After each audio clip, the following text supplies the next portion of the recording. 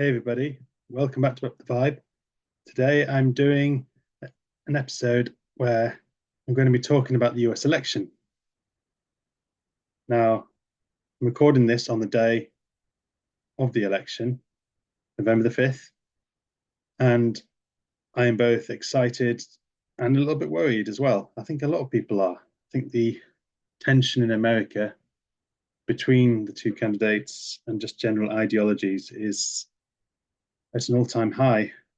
And yes, that is something that's difficult to see. It's difficult to see how that's going to repair.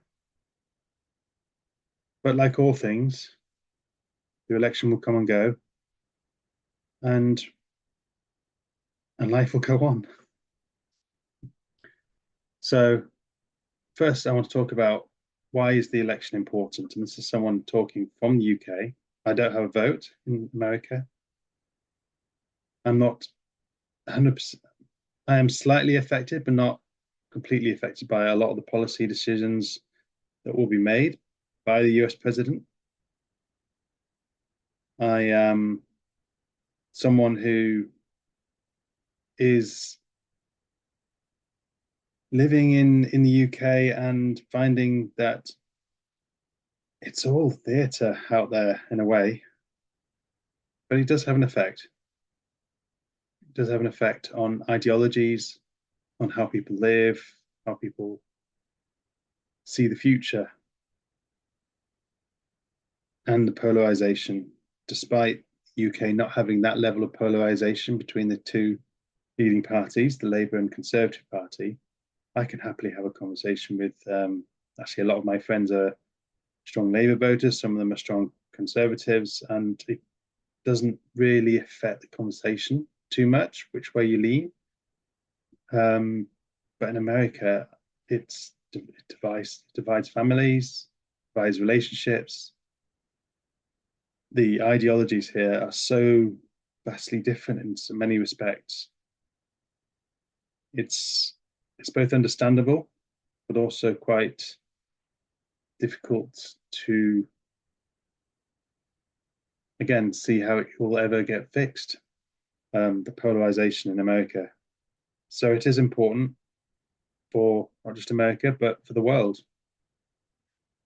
And we do see a decline in US dominance, the rise of BRICS countries, the loss of belief in the US intelligence agencies to act as almost like the world police in a way, trying to stop terrorism and acts bad actors, whether that's no, North Korea or Iran or whatever it is. I mean, all these countries, they're just countries with citizens ultimately.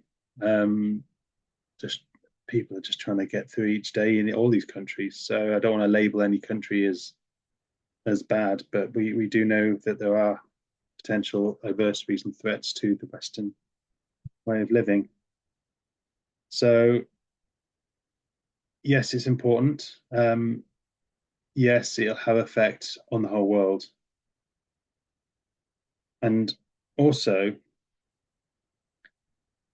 it's kind of a paradox because I see both candidates as puppets for their side.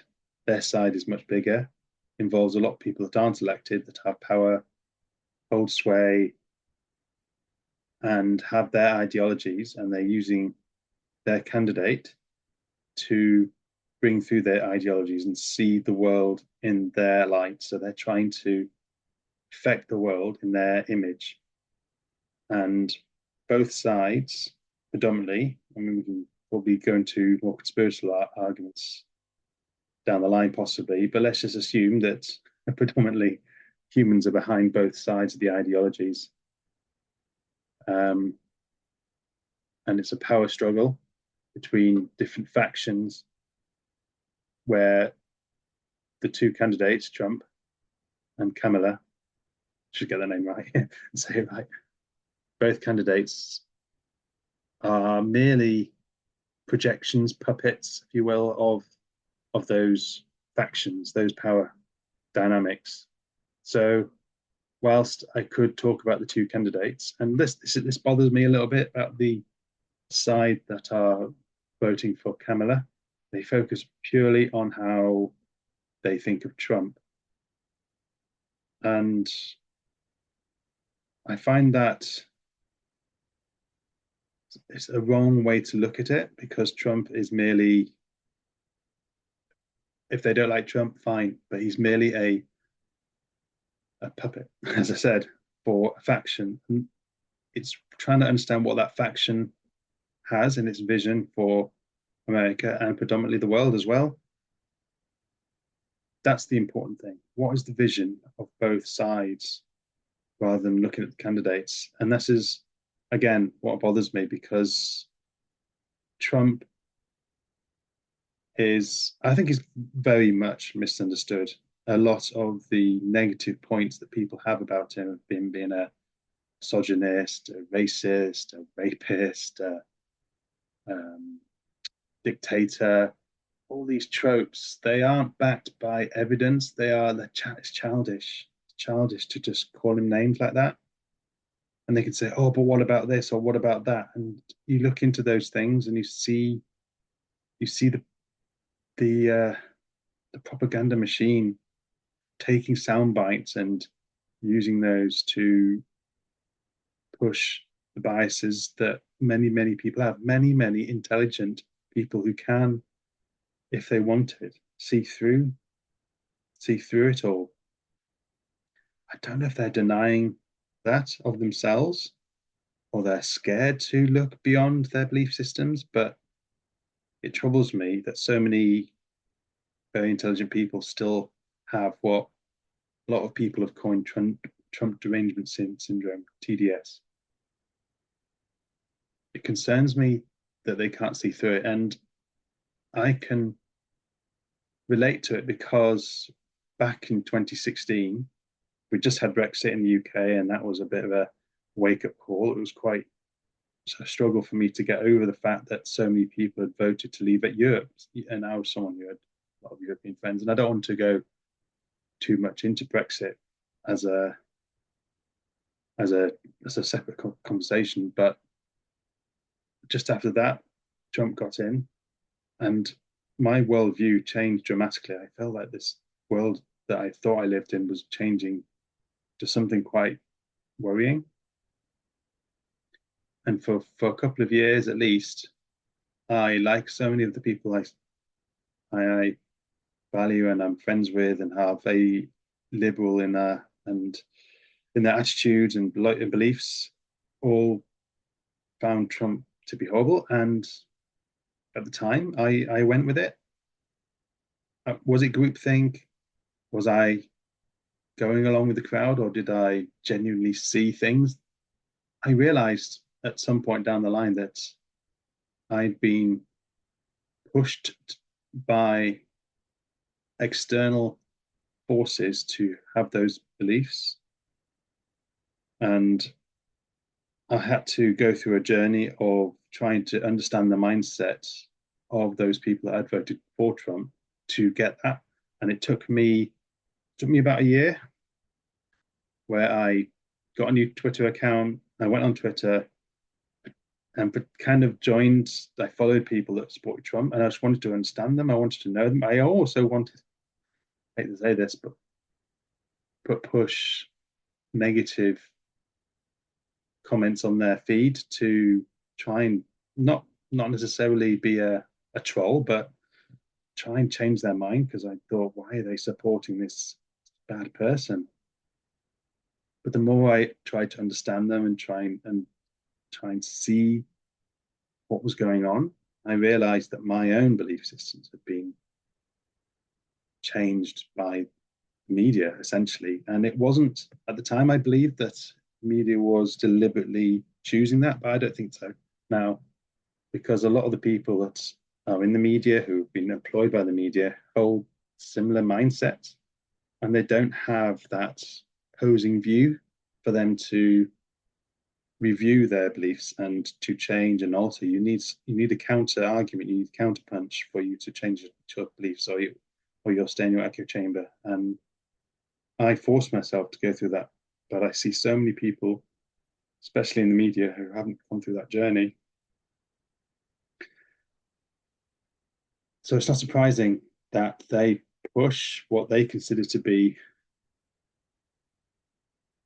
the, I guess, it's it's their consciousness projection, but they believe it's the global consciousness. They believe that they are part of a global consciousness that all believes, greatly believes. There's some silly people believe something silly stuff like Trump's good, but apart from that, most people are on the same side that Trump is not a good person, and that belief system percolates through a lot of the people in media. If you stray from that, you probably won't have a job for much longer. So that's why it's very hard to see how the people in corporate media will ever change until there's a change outside of media that they have to adapt to. And I see that change happening. So, to cut a long story short, I find the projection of Trump being bad is both propagandized and also the wrong way of looking at how you vote for a candidate. It shouldn't be about candidates, it should be about vision of the, I guess you could say the party, but the faction, maybe faction, the power dynamics behind that. And whilst I am, I'd say, someone who probably is more on the Trump side in terms of ideologies, I can actually see positives on both sides. And this might sound a bit I guess, counter what I've maybe said in the past, not necessarily on this podcast, but let's talk about the Trump side. They have a vision that is very much, I mean, it says it all, MAGA, make America great again. They have a vision that's about bringing jobs back to America so that the everyday person just trying to get through each day, paycheck to paycheck, can have more opportunities, more money in their bank account, and have more prosperity. Because that's all people want.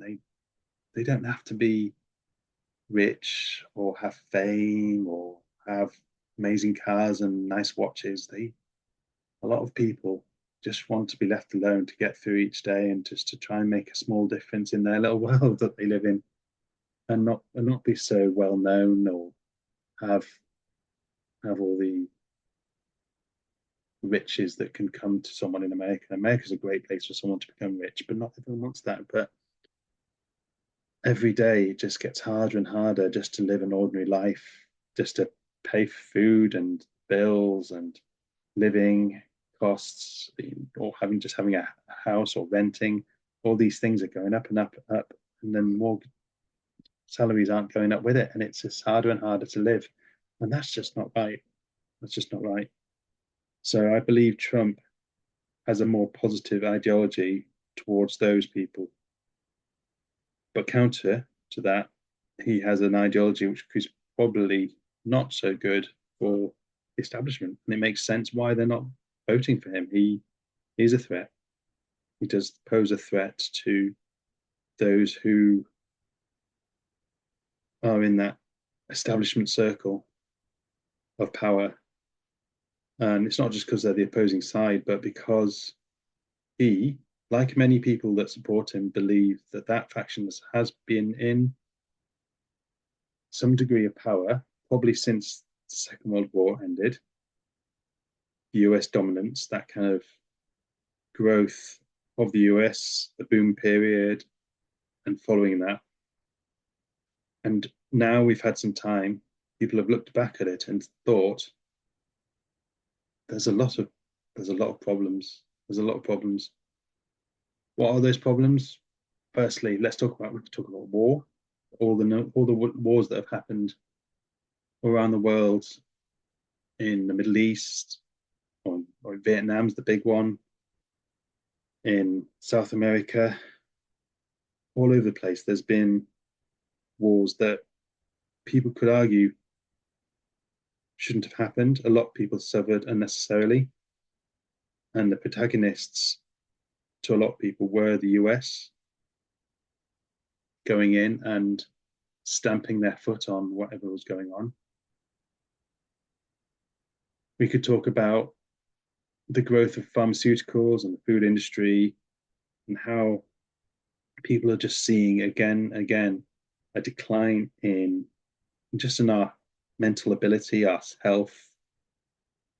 I'm feeling it. I'm feeling someone who shouldn't be considering themselves to be going into, sounds morbid, but going to old age, but I feel my body changing in ways that shouldn't be happening at my age. It should be thriving more, but it's getting more and more difficult to just to do a lot of physical activity and things, and it concerns me. And I'm trying to change that. I'm trying to eat well. I'm trying to do lots of walking and less eating, less drinking, trying to adapt. But it's getting harder and harder. And I just think the world, the environment I live in, has a lot of toxicity, and it's hard to fight that. And a lot of that has been brought on by the growth of the Western world in terms of all the all the changes that we've seen in food and pharmaceuticals, in technology.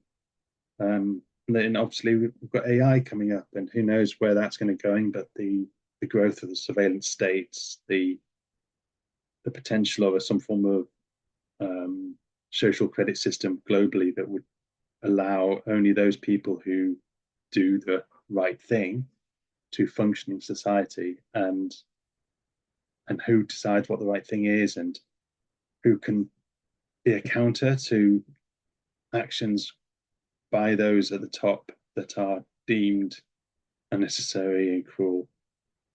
Who can be the counterpunch? The people need to be the counter to the government, to all the, not just the government, the corporate system, the deep state, if you want to call it that. Someone, the people need to be able to counter that, or else they will create this dystopian future that people worry about. We've seen plenty of movies, Netflix series. We don't need to be told what that could look like. But the potential is there, and people are concerned. And I just think the Trump side are more aware of it and are taking better steps towards eradicating that. But I don't think they fully, Trump side has all the answers, and it's going to be a struggle. I think you can't be in power in the US without some degree of balance between what you can do in terms of your ideology and what you can do to keep the establishment on board. The power dynamics, there's the power, as I said, will always be there, and they will always be in kind of playing a role. So it's going to be a future with Trump will not necessarily be 100% bright. There's going to be difficult aspects to it. I think establishment will possibly push various incidents that could destabilize the Trump administration, just like they did before. I saw it plenty of times, an attempt to destabilize the US country to show that Trump couldn't lead. I can see that happening again for the next 4 years. Which just brings me on to Kamala. I mean, that is probably an area where she is a better candidate, is that because she is the puppet of the establishment, power dynamics, they won't feel obliged to push such difficult situations on the population.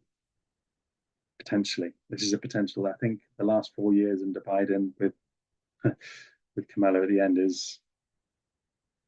hasn't been easy, but there hasn't been the how do I put this? There's been war, Ukraine and in Gaza and the Israel conflict there. But well, we didn't have COVID. Maybe, maybe that's not a valid argument. That Kamala period is more stable. Who knows? I don't know. I don't know what will have more stability. There's two factions here. We can't predict. We can't predict it. The other thing that potentially Kamala slightly ahead of Trump is this discussion on who will be the disclosure president. And this is something that's dear to my heart and not to everyone, but I think the next 4 years will see a great shift towards understanding our place in the universe as not alone. And there's been interactions, probably even custodians, those who have let us run amok in our own playpen, but when we stray too far outside or do something they're not quite in, the others aren't quite in alignment with, is that, for example, blowing up nuclear weapons. That's when they step in and make sure that whatever we do in our playpen isn't too disruptive to the cosmos at large. And I think there's going to be great shift towards that in the next 4 years, and whoever's going to win the election will be the disclosure president. I think that's a huge thing. Despite what Trump has said on podcasts and in various in the White House as well when he was there during his 4 years, I don't see him. For some reason, maybe he's lying, but I don't see him being as interested, being as knowledgeable about that. But he could be putting on a face, putting on a front to this, to not show his true colours on this topic. But we do know that before Hillary lost, she had a huge thing going on behind the scenes with John Podesta. And as much as I don't know if I like John Podesta, he did seem to be someone who was pushing for disclosure back in 2015, 2016. And it was obviously when Trump got in, that didn't happen. I think Obama was part of that. I think if Kamala gets in, those people may start to change things in that way. But they haven't in the last 4 years, so it's hard to tell. It's hard to tell. But I'm slightly thinking that Kamala might be just a touch better for the disclosure side of things, which is very important to me. But on the whole, in terms of human progress, I think Trump is better. If you take away the biases and the propaganda about him, you see someone who's just a regular guy trying to do his best. He's not perfect. He says silly things yet. I found some of his tweets to be distasteful. But the childish names that are called by the left, stop it, please. It's not helping you. Find a way to say why you're not voting for Trump in a way that the Trump supporters can relate to. Say things that they can relate to, which are based on evidence and meaning. Things you can even just say, do you know what? I just don't like him. That's fine. You don't have to like everyone if you don't like him. But don't say things like he's a rapist and a racist and all these things, because they're just tropes. It's not helping. It's not helping you get your point of view. If you want people on the Trump side to come back over to the Democrat side and support Kamala, you need to talk to them in ways that they can relate to. But anyway, enough on that. Next thing I wanted to talk about is the cheating. This is something that I saw firsthand last time. Very disconcerting. But when I started to look into it, I realized that the system, how it is easy to cheat. Whether you think there's cheating or not, it is easy to cheat. How is it easy to cheat? Firstly, the technology is being used. I work in tech. It's easy to create a voting machine that gives you fractional voting. I'm not saying this is happening, but I'm saying it would be easy to do that, to give more. So one vote can count for 1.5 and for one candidate and 0.5 for another, for example, so that your total tally, when rounded up to an integer, is swayed and skewed in the direction you want. It's easy as an administrator to add votes, to change votes. It's easy. It's tech. Right now, you don't need voter ID in certain states, so it's easy to go in and just make up a vote. Go in from another state, go in as an illegal immigrant, and just vote. That I understand the premise of making votes anonymous so that you can not have your vote be known publicly, but you should be able to go in and make sure that your vote is counted correctly towards the final tally. You as a person should have that ability. It doesn't necessarily have to be a public knowledge of your vote, but you should be able to do that. It's easy to cheat as well, and this is something that I think is very important. We talk about the US election as a vote between millions, hundreds of millions of people. But the reality is, because it's so close and because the narrative is that it's so close, and that's all they have to do to me is create the narrative that it's close for them to be able to go into these swing states and show any result, one way or the other, as normal. But ultimately, could be just, it doesn't have to be that many votes that can sway a swing state in one way or another. And we're talking certain districts in swing states. That ability to, with only a small number of votes compared to the number that were voted in total, only a small percentage of the votes can be so critical in deciding the winner. It's easy to see how the election isn't about millions, it's about tens of thousands of votes, really. And with that in mind, with the will and the way, I'm not surprised that, given what I was saying earlier about how easy it is to cheat, it's not surprising that the potential is there. And I think whether you think there's cheating or not in the 2020 election, the potential has to be there. It has to be acknowledged by both sides. The left have to acknowledge it. They were saying cheating back with Russian interference back in 2016. They still talk about that.